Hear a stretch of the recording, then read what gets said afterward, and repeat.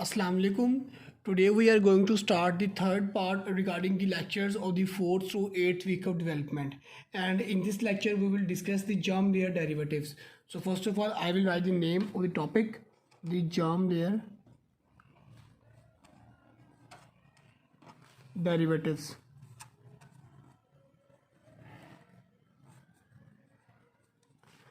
तो आज जो है वो हम इस लेक्चर में देखेंगे कि हम जो ये जाम लेयर्स की डेरिवेटिव्स जो है ना इनको किस तरह से इजीली इनको याद रख सकते हैं, ठीक है ना। कोई निमोनिक्स इनके क्या है या कोई ट्रिक्स कैसे हम इनको इजीली रिमेंबर कर लें। तो हमने पढ़ा था कि तीन जो है वो थर्ड वीक ऑफ डेवलपमेंट में तीन जाम लेयर्स बन रही होती हैं, the ectoderm, the endoderm and the mesoderm. तो ये तीन जर्म लेयर्स बन रही होती हैं, ठीक है। और ये तीन जर्म लेयर्स हमने ये भी पढ़ चुके हैं, these are the primordia of the all the tissues and the organs, primordia of all tissues and organs, कि बॉडी के तमाम ऑर्गन्स और टिश्यूज जो है वो इन तीन लेयर से बन रहे होते हैं, ठीक है। अब हम जो है वो बारी बारी सबके जो है वो डेरिवेटिव देखेंगे। सबसे पहले हम डिस्कस करेंगे एक्टोडर्म को।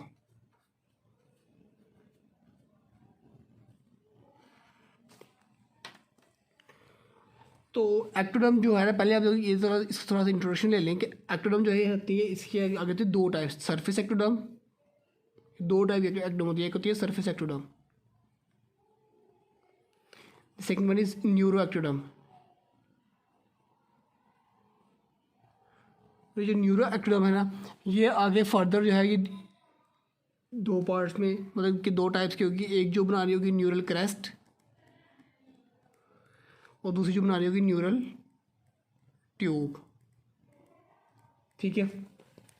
अब जो है वह हम जो है इनके डेरिवेटिव्स यहाँ पे देखते हैं। तो एक्टोडर्म के डेरिवेटिव्स हम आप लोग देखेंगे बुक में लिखे होंगे, एपिथेलिया ऑफ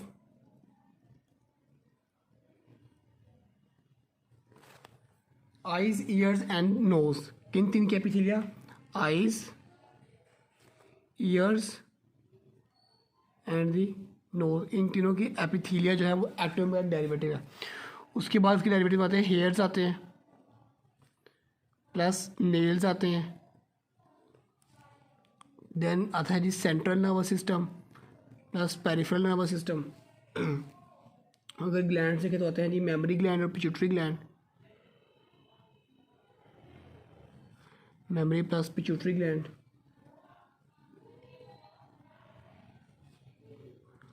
तो उसको याद रखने का तरीका क्या है कि अब आप लोग उधर देखें, आइज़, ईयर्स, नोज़, हेयर्स, ठीक है। तो ये मेन जो चीज़ें हैं they are present on the face, तो मतलब ये फेस के ऊपर है। तो जो स्ट्रक्चर जो फेस के ऊपर है ना, ऑन दी फेस, जो फेस के ऊपर है ना वो जो है वो एक्टोडर्म का डेरिवेटिव लाइक। अब आइज़ है फेस के ऊपर, ईयर्स है, हमारे नोज़ हैं, फिर हमारे हेयर्स हैं, ठीक है। अब नेल्स को वैसे याद कर ले। उसके बाद ये देखिए, ये यहाँ पे क्या था, न्यूरल ट्यूब। तो न्यूरल ट्यूब यही आगे जाके वो सेंट्रल नर्वस सिस्टम आ रही है, तो सेंट्रल नर्वस सिस्टम उसका डेरिवेटिव आ गया। और ये दो ग्लैंड्स आप याद कर लें। दूसरा क्या था, ये न्यूरल क्रेस्ट सेल्स, तो इसको हम यहाँ पे अभी एज इट इज़ ऐसे ही लिखेंगे, न्यूरल क्रेस्ट सेल्स, क्योंकि इसके जो है वो अलग से डेरिवेटिव होते हैं और वो हम लास्ट पे डिटेल में देखेंगे न्यूरल। अभी आप सिर्फ इसका नेम दिया, आपने याद रखना है कि जो है एक्टोडर्म से न्यूरल क्रेस्ट सेल बना, क्योंकि मैंने आपको यहाँ पे ये डिवीजन में बता दिया था इसकी, ठीक है। Now we will discuss the derivatives of the mesoderm.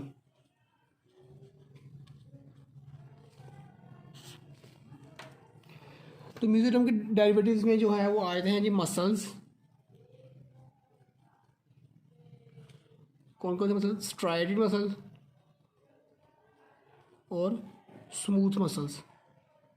इसमें आ जाएंगे स्मूथ मसल्स, आ जाएंगे स्केलेटल मसल और कार्डिक, तीनों मसल्स आ जाएंगे, ठीक है ना।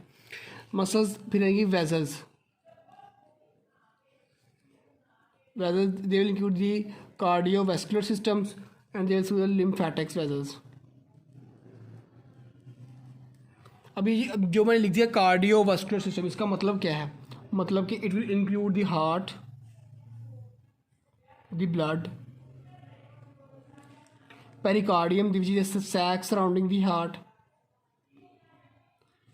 Then there will be the pleura, the sac surrounding the lungs. Then there will be the serous membrane.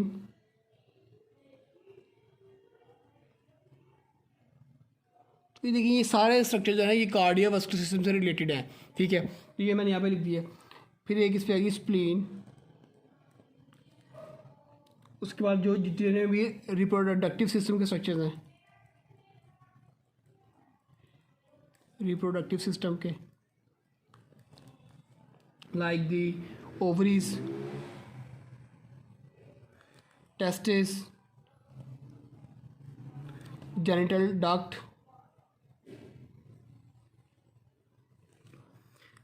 फिर जितने भी एक्सक्रीटरी सिस्टम के जो हैं वो structures, excretory system like the kidneys वगैरह जो हैं।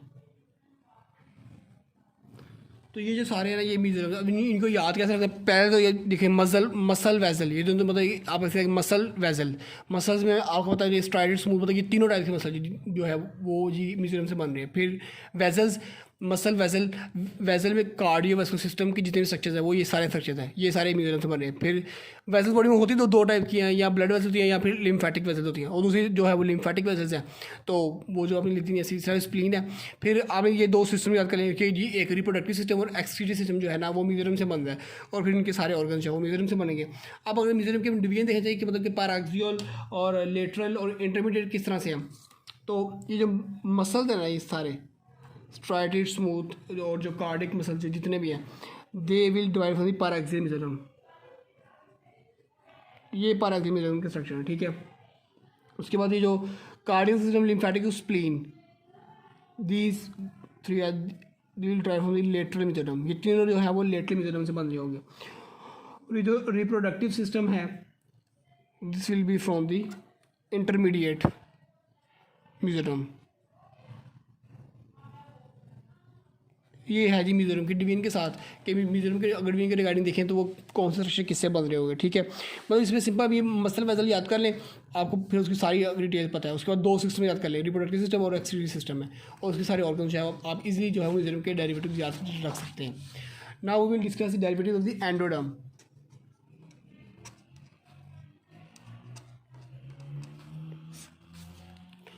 अच्छा, एंडोडर्म की जो स्ट्रक्चर है ना, दे विल बी प्रेजेंट, या उनका जो कोई पार्ट है ना वो नेक रीजन में होगा। कहाँ पे होंगे?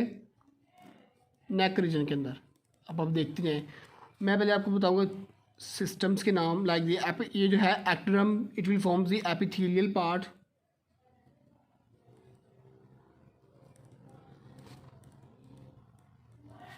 एपिथेलियल पार्ट ऑफ किस का? रेस्पिरेटरी सिस्टम का,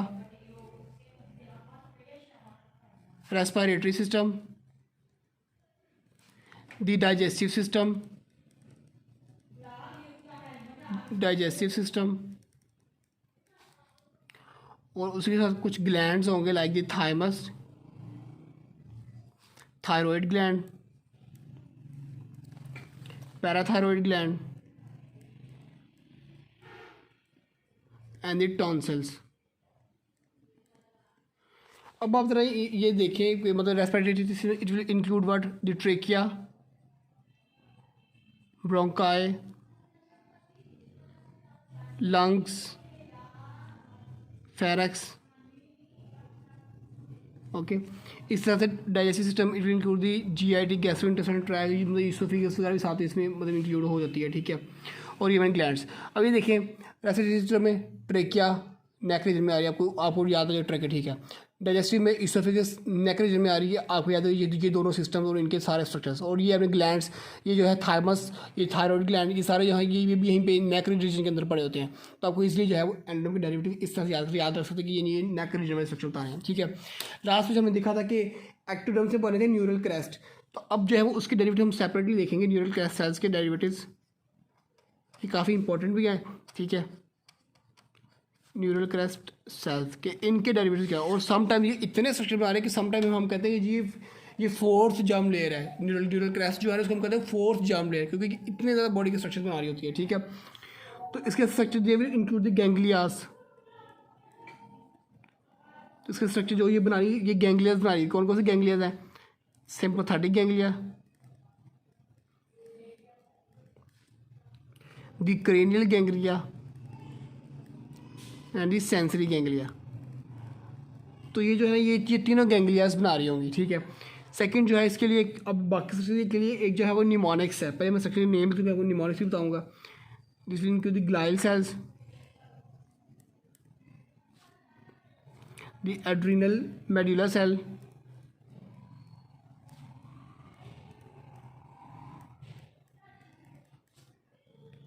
द मेलानोसाइट्स, ये भी सेल्स ही हैं पिगमेंटेशन वाले, एंड द शिवान सेल।